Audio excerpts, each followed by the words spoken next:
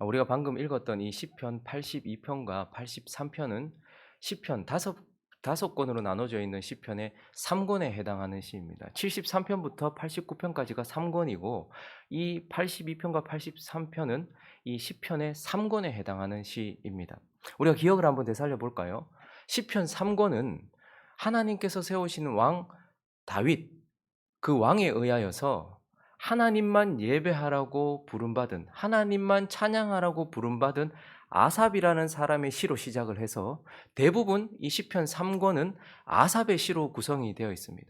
그래서 시편 3권은요, 이것을 바라볼 때 우리가 하나님을 어떻게 예배해야 되는지, 하나님을 어떻게 찬양해야 되는지, 예배가 무엇이고 찬양이 무엇이며 하나님을 어떻게 예배해야 되는지, 그리고 우리에게 주어진 각자의 현실 속에서 이런저러한 상황 속에서 우리가 어떻게 하나님을 찬양하고 예배해야 되는지에 대한, 하나님을 예배하고 찬양할 수 있도록 우리를 가르쳐 주기 위하여 교훈하는 시모음, 이것이 바로 시편 3권의 그 내용이죠. 그러니까 우리가 시편 3권을 해석할 때에는 하나님과 관련된 예배, 하나님께 찬양, 이것과 관련해서 이 시를 해석하고 이해해야 하는 것입니다.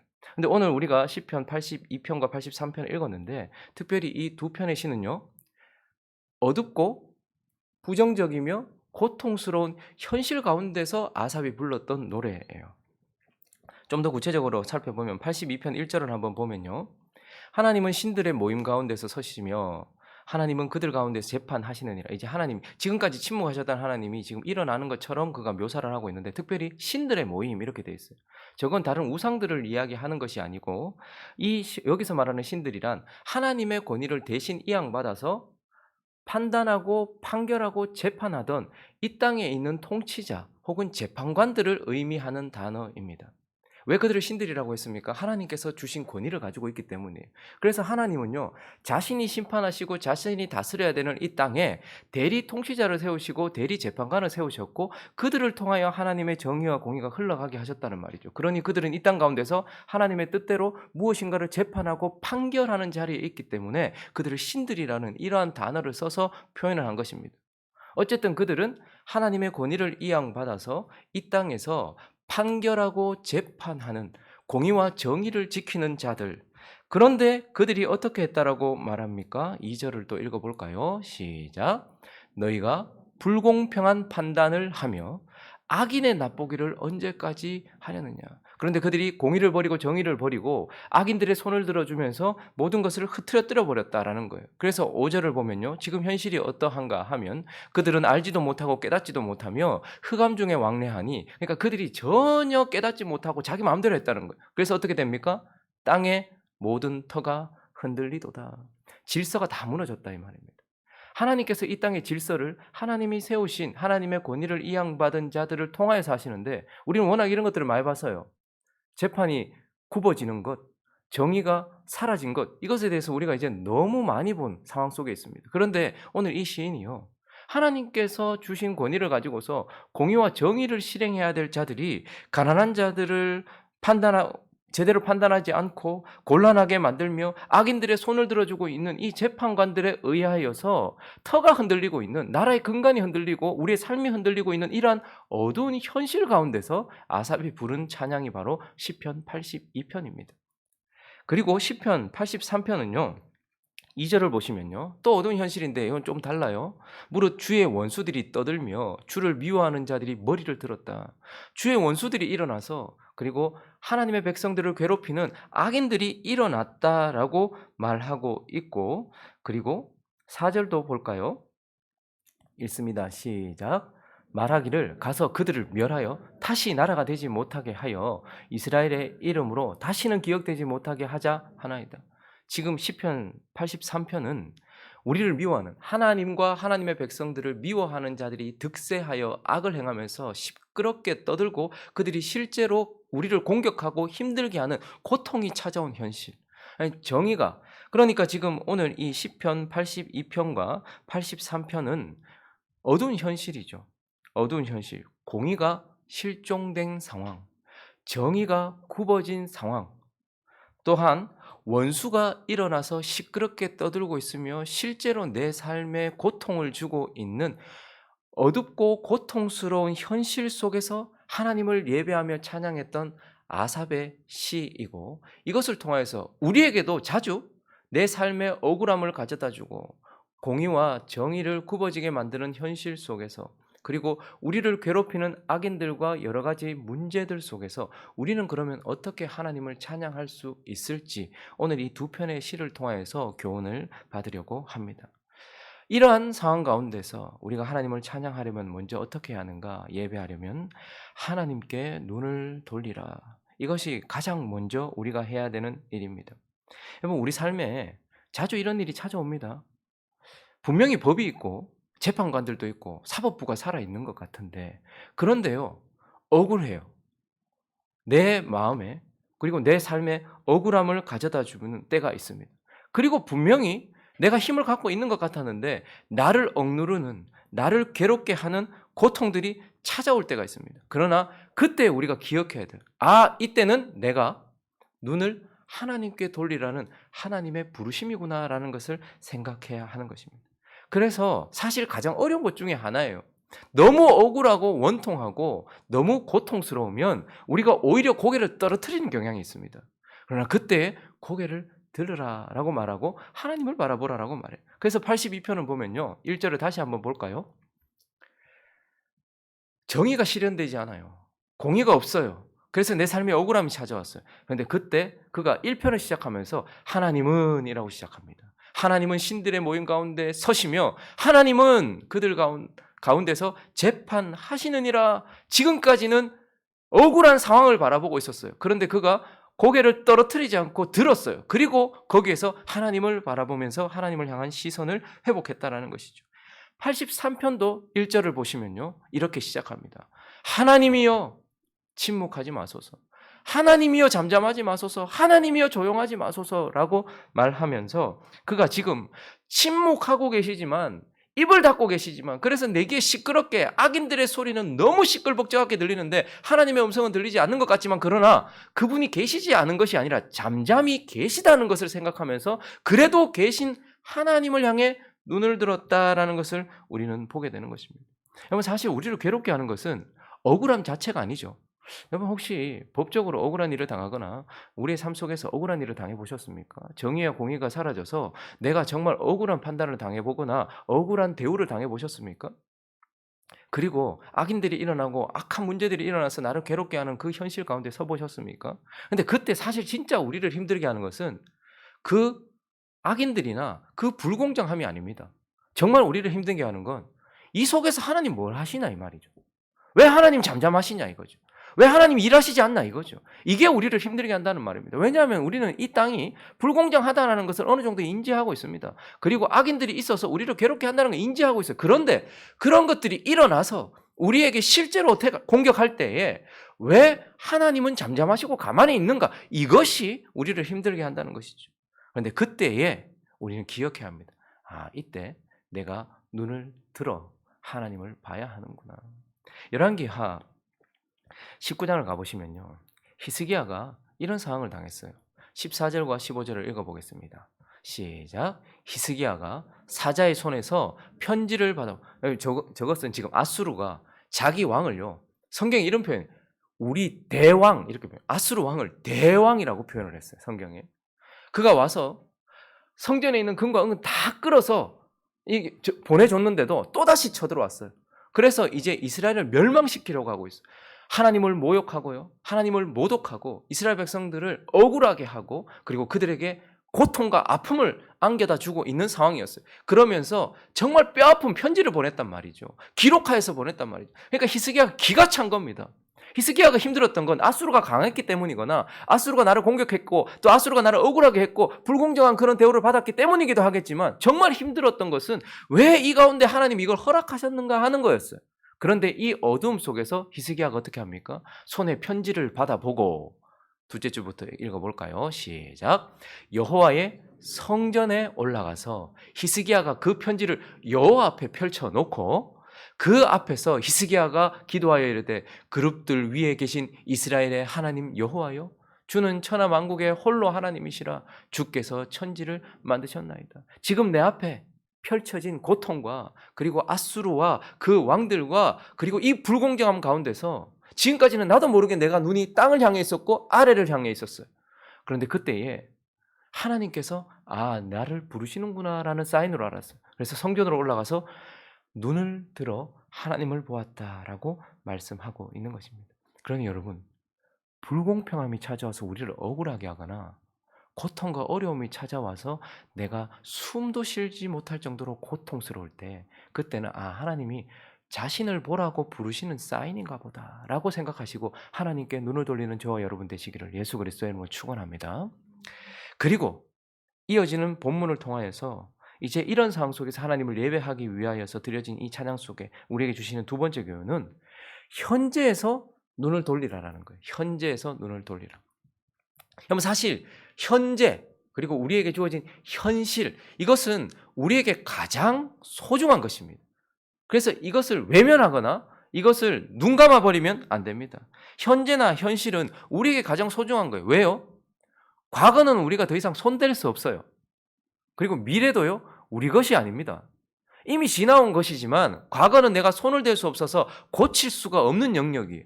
그리고 미래는요, 우리가 알 수 없어서 계획은 하지만 그러나 무엇인가 확정 지을 수 없는 영역이에요. 그러니까 우리에게 사실 주어진 영역은 어디입니까? 현재밖에 없어요. 뭔가 바꾸려고 한다면 내 현재를 바꿔야지 지나가 버리면 과거가 되는 이 시간을 바꿀 수 있고 내 미래를 내가 하나님 앞에서 옳게 나갈 수 있어요. 그래서 현재가 제일 중요하고 현실이 제일 중요해요. 그러나 이러한 현재가 어둡고 고통스러울 때는 잠시 하나님을 예배하기 위해서 현재에서 눈을 돌려야 됩니다. 그리고 어떻게 하는 거예요? 이 눈을 어디로 돌리라는 거예요?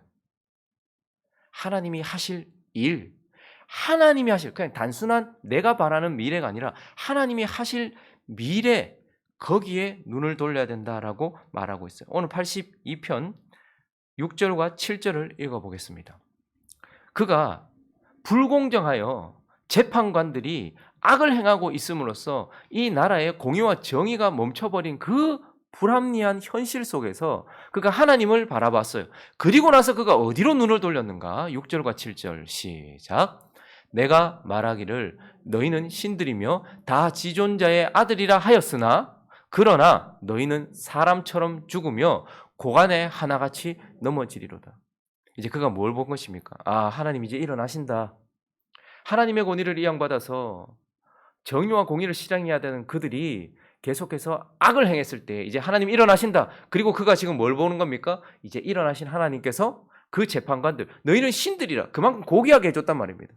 그래서 우리가 지금도 신약시대를 살고 있는 지금도 통치자들을 고귀하게 여겨야 돼요. 왜냐하면 모든 권위는 어디서부터 옵니까?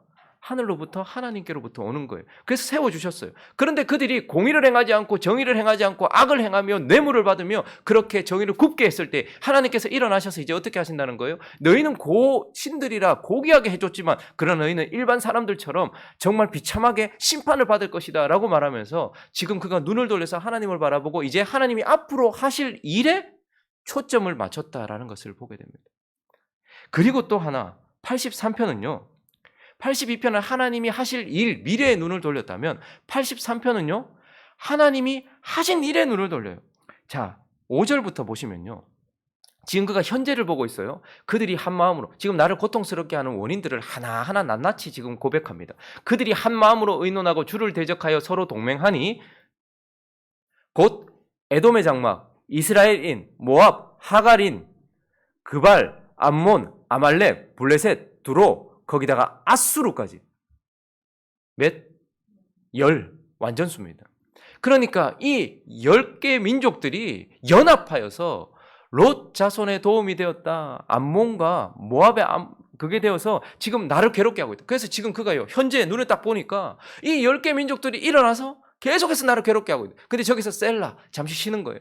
자, 그리고 나서 이어지는 저기 8절까지 저렇게 했다가 잠깐 쉬어요. 현재에 지금 눈이 돌아가 있었어요. 그런데 그가 9절부터 읽어볼까요? 시작. 주는 미디안인에게 행하신 것 같이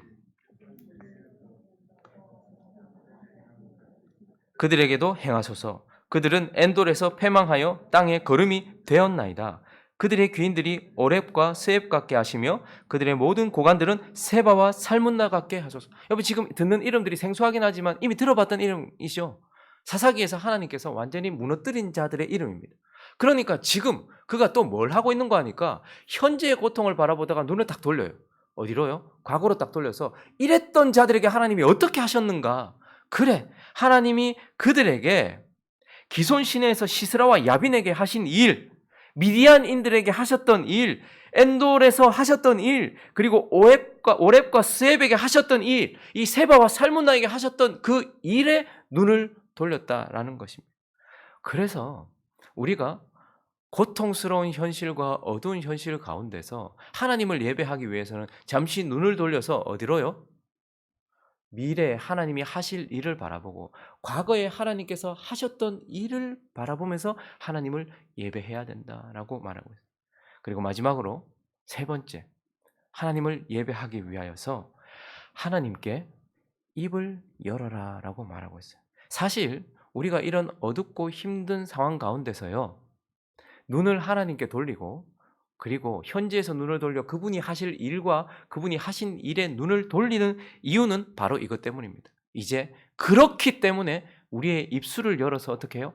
하나님께 기도를 쏟아내라라는 것입니다. 여러분, 하나님이 앉아 계실 때에 그리고 하나님이 침묵하실 때에 뭘 하라고 하나님께서 그렇게 하시는 것일까요?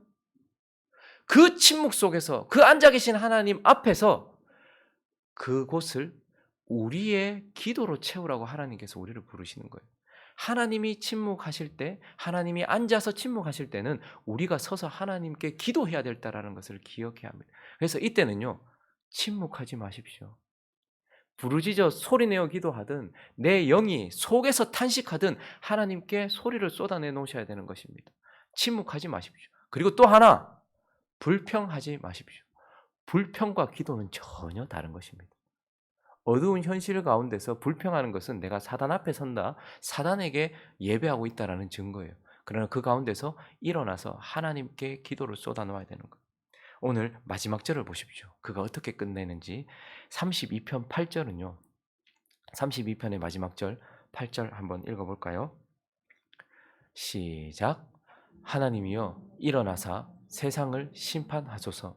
모든 나라가 주의 소유이기. 그가 하나님께 눈을 돌렸어요. 그리고 하나님이 하실 일에 눈을 돌려. 그렇기 때문에 하나님이 이렇게 하실 것이니까 어떻게 하는 거예요?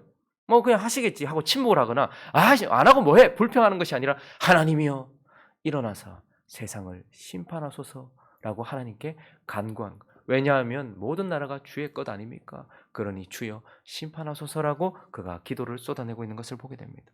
83편의 마무리 16절과 17절과 18절도 읽어봅니다. 시작. 여호와여 그들의 얼굴에 수치가 가득하게 하사 그들이 주의 이름을 찾게 하소서. 그들로 수치를 당하여 영원히 놀라게 하시며 낭패와 멸망을 당하게 하사 여호와라 이름하신 주만 온 세계의 지존자로 알게 하소서. 지금 이거 뭡니까?